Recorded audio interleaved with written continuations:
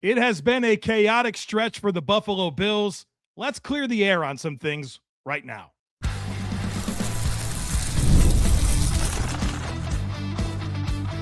You are Locked On Bills, your daily Buffalo Bills podcast. Part of the Locked On Podcast Network, your team every day. What's up, Bills Mafia? It's Joe Marino, author of the Herd Mentality Substack, co-host of the Locked On NFL Scouting Podcast, co-host of the NFL First Read Podcast, and I'm your host of Locked On Bills. Locked On Bills is a proud part of the Locked On Podcast Network, now the #1 sports podcast network. I want to thank you for making Locked On Bills your first listen every day, and a big welcome and shout out to our everydayers. You know who you are. Those of you who never miss a single episode, I appreciate y'all being here very, very much. Well, folks, welcome in. I've already reacted to Terry Pegula and Brandon Beane's press conference. I've already reacted to the firing of Sean McDermott. And this is a very unusual time for us, Bills Mafia. For the first time in a long time, you get the sense of there being some cracks in the foundation of this football team that we love. These are unusual times. And in the world that I live in, of being a podcaster, I got to provide reaction to things. And the quicker, the better, right? Instant reaction. I went live right after the Bills announced the firing of Sean McDermott. I recorded a podcast just minutes after the conclusion of the Pegula Beane press conference. And I don't regret anything that I've said. I'm not backpedaling on anything that I've said. But I finished that last podcast and I went for a walk. And I'm walking through my neighborhood and I'm just thinking of all these things I want to say. And I came back in, changed my shirt, sat down, and we're recording the things that I want to say right now. There's a lot of value to letting things breathe and giving yourself an opportunity to think. And so I want to clear the air on some things right now. If you push play on this podcast, you probably love the Buffalo Bills, or you are hate listening because you're a fan of a rival team and you're very excited to see the current state of the Bills and the chaos and the concerns. But ultimately, you're probably a Bills fan. And I feel like Bills Mafia needs a Josh Allen 4-touchdown, 400-yard AFC Offensive Player of the Week game like we need oxygen, right? I feel like that's probably the only thing that's going to get us back to feeling good, right? Maybe some people feel great and they're really excited, but I think for the most part, there's a lot of concern. And so what I want to do right now is just take a moment to breathe, clear the air, and find room for optimism, find room to believe that things are going to work out. And I think there are plenty of reasons for that to be the case. And so I want to reflect on some things. I want to reflect on Terry Pegula. I want to reflect on Brandon Beane. I want to reflect on Sean McDermott. I want to reflect on the state of the AFC and really try to tie this thing together with some loose ends that I don't feel like I've communicated well in these instant reactions where I've had a little bit of time to let this breathe. I took a good walk. And these are some of the things that were burning up my mind. So let's talk about Terry Pegula. And if you go back and you watch that press conference, or you watched it live, you had Terry Pegula, you had Brandon Beane. And I found myself more concerned about Terry Pegula than I did Brandon Beane. I think a lot of the things that people are coming away from that press conference questioning are really things that Terry Pegula said and how he interjected himself and brought up some unusual things. Now, I know that nobody's going to feel bad for a multi-billionaire that owns a bunch of sports teams, but I think we can extend some grace to him in the circumstances that exist with the health of his wife. I can only imagine how difficult those circumstances are. And I can understand why there would be a need to be a little defensive about some things. And so I find myself wanting to extend some grace. I'm still concerned about Terry Pegula. I've been concerned about Terry Pegula for a long time. But I think there's some room for us to extend some grace, being mindful of the overall picture of his life right now, where, yeah, of course he's been wildly successful. He's got all the money in the world. He owns a bunch of sports teams. He signed up to be really busy, right? He signed up for this, right? Nobody should really feel bad for that part. But I think in a lot of what has happened here with Brandon Beane now becoming the president of football operations and really kind of being the buffer between the head coach and Terry, I think there's a bit of a cry for help here for Terry Pegula. I think he needs help. And you can tell that his daughter, Laura, is becoming more and more involved in what's going on. And I'm sure that's very healthy. I'm sure, Terry will not forever be the owner of the Buffalo Bills, and there will be a succession plan. I think it's good for Laura to be involved as she learns the ropes and probably one day has a huge role if maybe she's the owner. And so I think part of this is delegating more and allowing Brandon Beane to have more of a role. And you think about maybe some of the circumstances with the Sabres and how things kind of drug along for a while. Like, very, very real what he's gone through with his wife. And so I definitely think that there's an angle here to consider that, hey, he needs some more help. He needs some more support. And I can understand some of the defensive nature of how he answered some things during that press conference. And so now you have a more involved Brandon Beane. And I think there is some value in this not being a total rebuild. I've said repeatedly, I understand the firing of Sean McDermott. I'll elaborate more on that in a minute. But if you were to get a brand new GM and a brand new head coach, well, you are really making it difficult to maximize the prime years of Josh Allen. Because that comes with more change and just a lot of uncertainty. And so I don't always agree with a GM and a head coach being on different timelines, but I can kind of understand it here.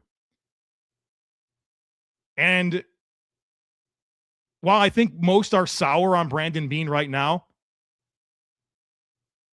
let's not act like he hasn't done a lot of good.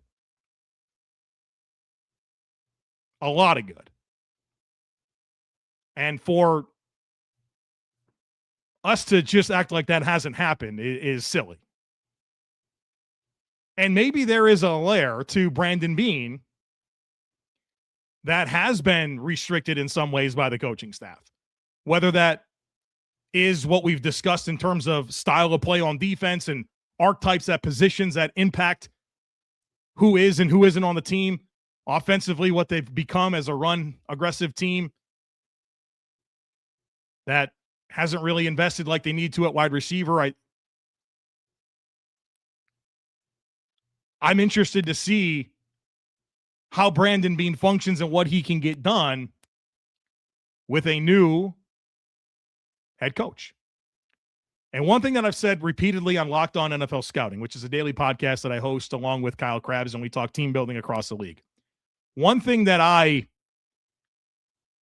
think is overlooked in the NFL is how general managers really don't get second opportunities. They just don't.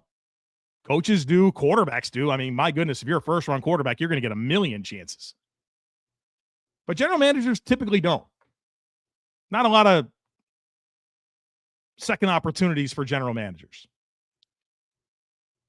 And what I actually like about a lot of these coaches that are retreads is that they get the opportunity under new circumstances to apply the lessons they've learned that probably got him fired in the first place. GMs don't get that opportunity.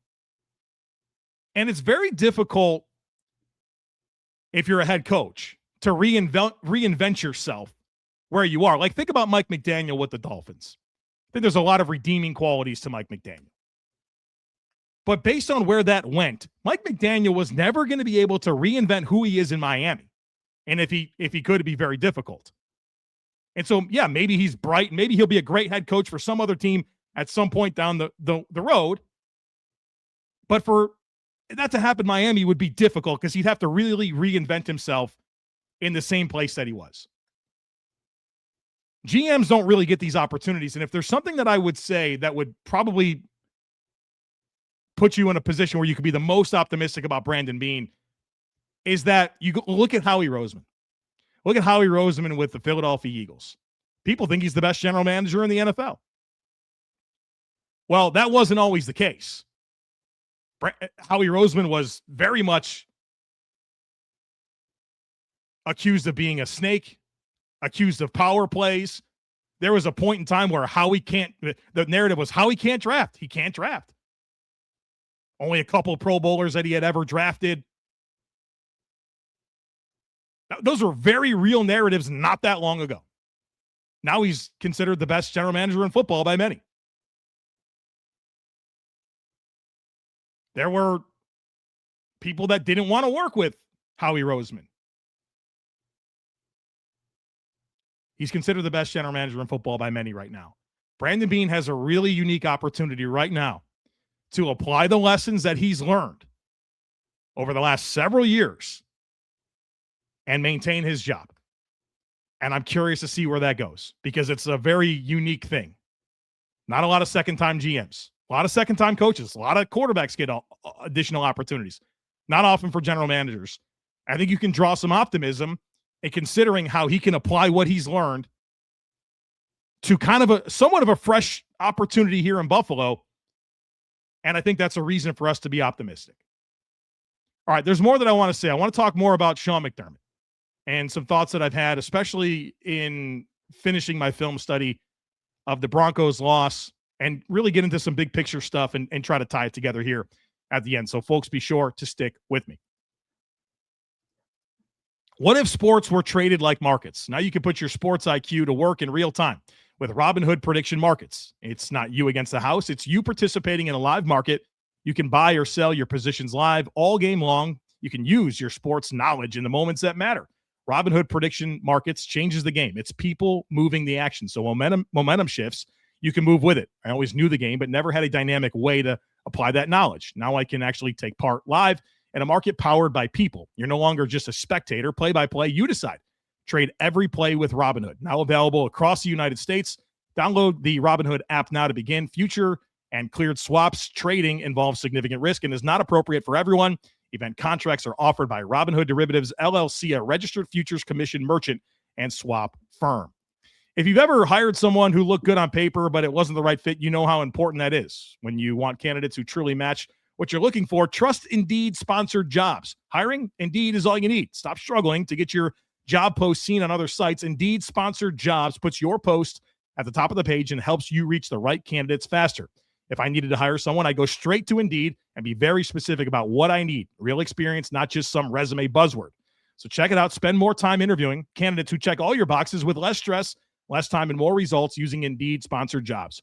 Listeners of this show get a $75 sponsored job credit to help give your job the premium placement it deserves at Indeed.com/LockedOnNFL. That's Indeed.com/LockedOnNFL, and support the show by saying you heard about Indeed on this podcast. Terms and conditions apply. Hiring, do it the right way with Indeed. Kicking off the year feeling good is the goal, right? And honestly, hydration is the easiest win. When I stay on top of it, my energy, focus, and mood all level up. But let's be real, plain water doesn't always cut it, especially when you're grinding through long days, hitting the gym, or just trying to stay consistent with your health goals. That's where Drip Drop comes in. Doctor-developed, proven fast hydration that helps your body and mind work better. Think clearer focus, better energy, elevated mood, and even that fresh skin glow. I've been using Drip Drop as part of my daily routine, and it's honestly a game changer. Not just for workouts, but every single day. And it tastes amazing. I love a lot of the flavors. I like the peach, the watermelon, the passion fruit, the lemon lime. Those are all part of the zero sugar options, but there's 16 original flavors as well that you can choose from.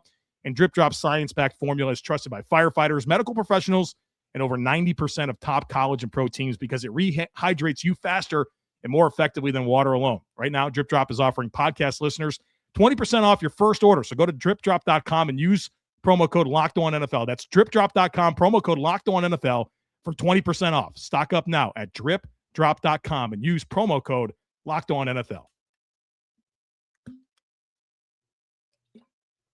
All right, folks. Got more to say here as we clear the air, or at least I clear the air and try to really bring together the full breadth of all the thoughts that I have about what's been going on with this Buffalo Bills football team. And I want to focus now on Sean McDermott. There's risk associated with moving on from Sean McDermott. You can get worse. It's risky to keep him too. Could you imagine doing this again next year? Bills winning the wild. You know how the season goes. You know exactly how the season goes. You win 11 or 12 games, probably good enough to be maybe the AFC East winner, maybe not. You beat some team in the wild card round. You go to the divisional round. Maybe you win, maybe not. Chaotic loss. And then you go to the AFC Championship game, and it's probably a chaotic loss. We've seen this movie. Like, you can't do it an eighth time. I totally understand.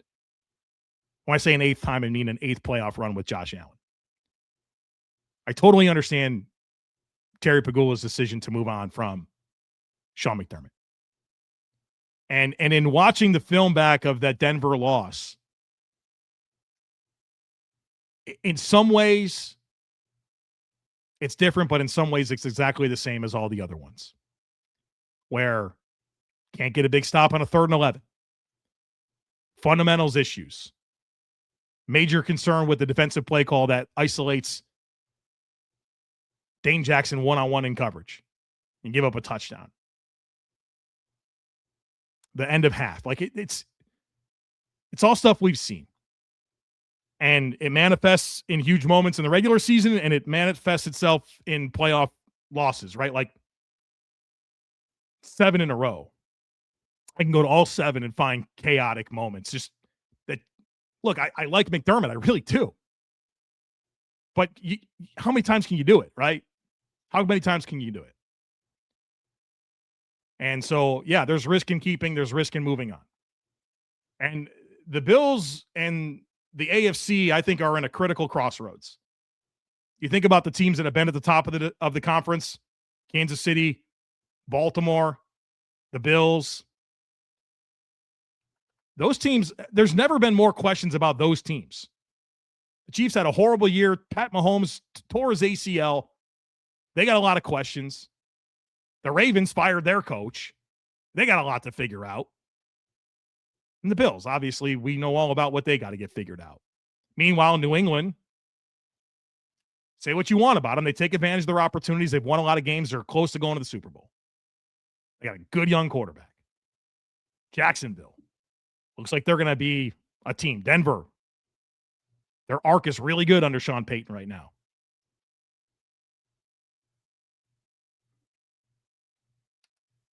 You are at a point where you got to do something here.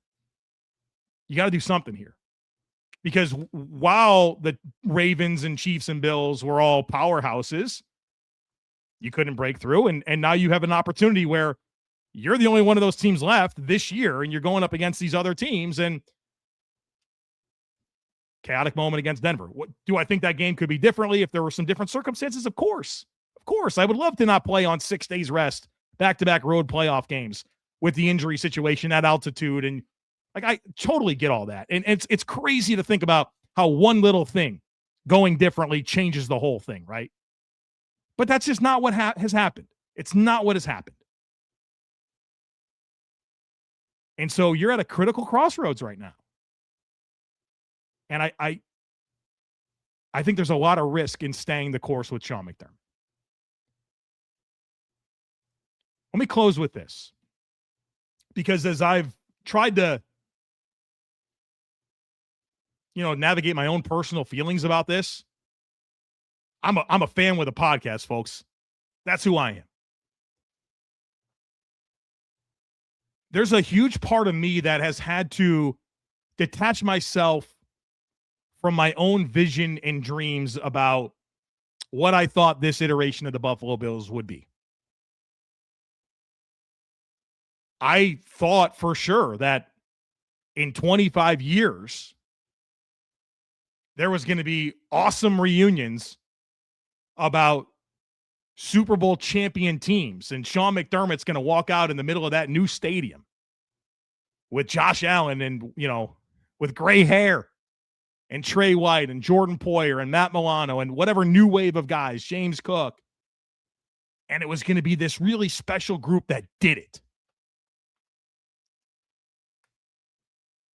And that's just not going to be the case, right? It's just not going to be the case. Now, I certainly hope that we get the same thing, but it looks different. Some other new coach that's coming and still Josh Allen, of course, and James Cook and hopefully Dion and these other guys. But I just felt like this was our group, right? This is our group. And you think about those teams in the 90s, and it's Marv and Jim Kelly and Andre Reed and Bruce Smith and Thurman Thomas and Steve Tasker, whatever names you want to invoke. Like I thought we had our version of it. And maybe we do.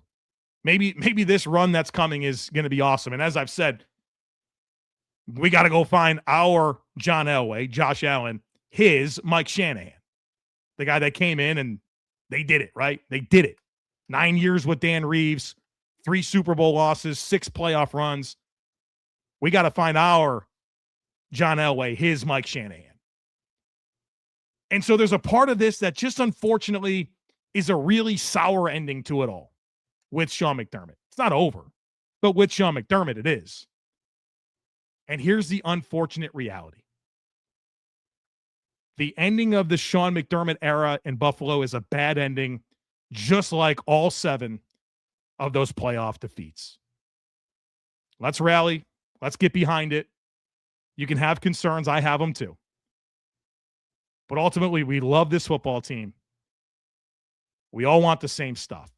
And we're all going to have different ideas, right? I mean, Bills Mafia is going to be really divided. You're going to have your preferences with the coach that comes in and what this all looks like. I'll have mine. Maybe we'll be different. Maybe we'll agree. There's going to be a lot of different thoughts. We all want the same thing. And so I'm here to support whatever happens. I'll be honest about my analysis as always. But I wanted to clear the air on some things and some layers to this conversation that I just don't feel like were captured in the previous discussions that we've had to this point. Tons more content coming your way. We're talking candidates with our next conversation. Bill Squad will go 1:30 p.m. Eastern time live on YouTube with myself, Jeremy White, and Jerry Ostrowski. I'm looking forward to all of that. I'm looking forward to podcasting through all of this. This is uncharted territories, right? I have never podcasted through a coaching search for the Buffalo Bills. This is new for me, right? So I got to figure this out on the fly here, and obviously we're doing that. And so hope you enjoyed this conversation. I hope that this conversation was maybe helpful for you and maybe stabilizing and grounding some of your thoughts as well. And I'm curious to see what's next. We'll be here for you every step of the way. Don't miss anything. Make sure that you're subscribed. Would love it if you took a second to rate, review, and share the podcast. Have a great rest of your day. Go Bills. And I look forward to catching up with you again real soon.